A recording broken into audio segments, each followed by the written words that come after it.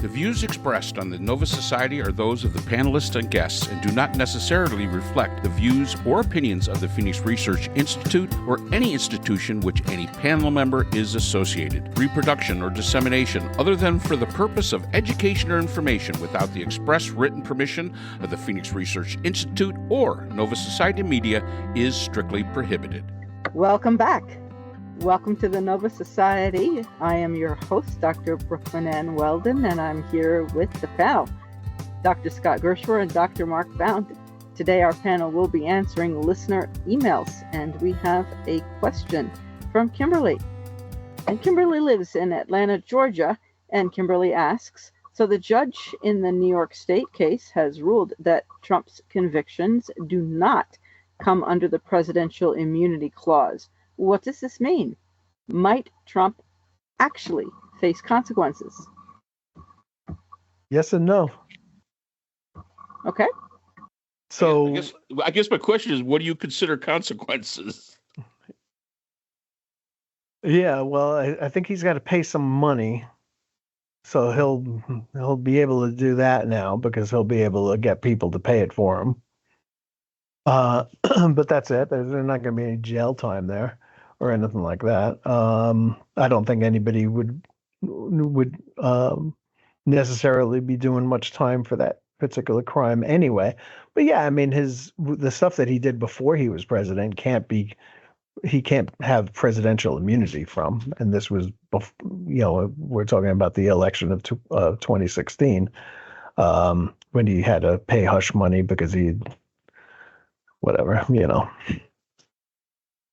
Yeah. And what does it mean? It means we have elected a 34-time convicted felon, and it's not going to go away.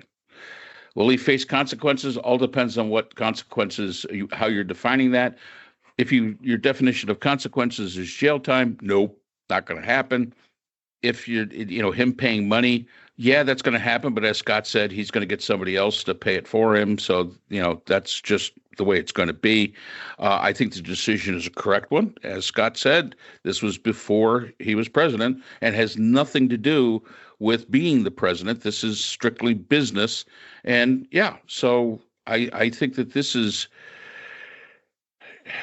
who knows when they're going to actually hand down the sentencing and all that stuff. I think Mershon has said that he wants to wait until after Trump is out of office before he does it.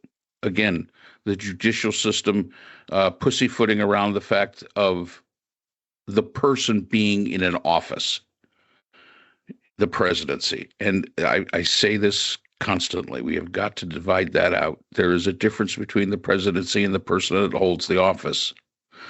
We revere the office. We do not have to revere the person.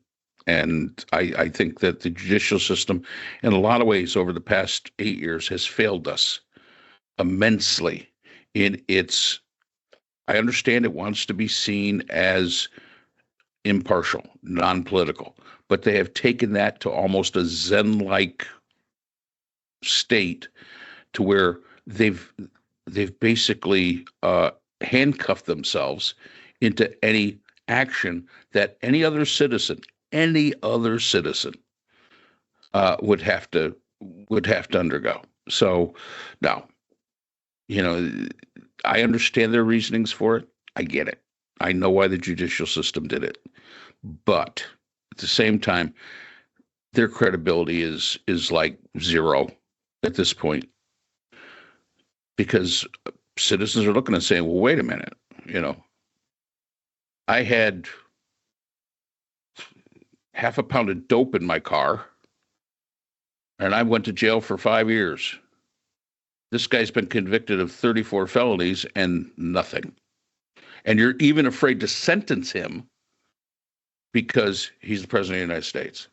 Geez, I would think that would make you want to sentence him faster. But, of course, that's just not the way it goes. I guess that's all we could say about that one. Scott, anything to add? No, but I blame it on Mitch McConnell. But it's neither here nor there. He could have been held responsible.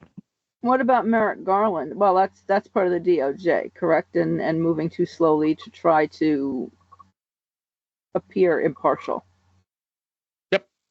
Yeah, whatever the motivation was, I'm not really sure what it was, but yeah, I mean, we saw that actually with the Obama administration not going after the people in the Trump administration who had Bush administration who had clearly committed crimes, invading another country in that case on false pretenses, a lot of ugly stuff. But yeah, I mean, if you're rich enough and powerful enough, you can escape justice.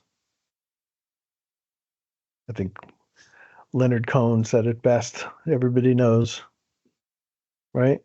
Yep. The rich get rich, the poor get poor, the winners win, the losers lose. It's the way it goes. Yep. All right. Yeah. Thank God. I'm glad we do this on a Wednesday, because going into the weekend after all this would be really depressing. Yeah. Yeah. So thank you for the question. And thank you to all our listeners. And we will see you again on the Nova Society. We'd like to thank our sponsor for this episode, BH Conflict Resolution Services, a full-service dispute resolution firm offering expert, cost-effective mediation services to couples, groups, and businesses. BHCRS can be reached at www.bhcrs.com. And that's all the time we have for today's episode. The Nova Society is a production of Nova Society Media, a division of the Phoenix Research Institute. We'd like to thank our production partners, Buzzsprout, who hosts the Nova Society, Audacity, our editing partners, Apple iTunes, the largest source of podcasts and music on the internet, Spotify, the most popular platform for the Nova Society, and iHeartRadio, your source for all things music and podcasting. The Nova Society is available on all of these and other quality platforms listed in our description. We'd like to thank all of our listeners. Without you and your support, the Nova Society would not be possible. If you have a question or comment, we can be reached at nova.society.podcast@gmail.com. So for Dr. Brooklyn Weldon, Dr. Priscilla Hobbs, Dr. Scott Gershwer, and for all of us here at the Nova Society, I'm Dr. Mark Bound. Remember, the true power in society is knowledge. Thanks for listening, and we hope to see you again next time.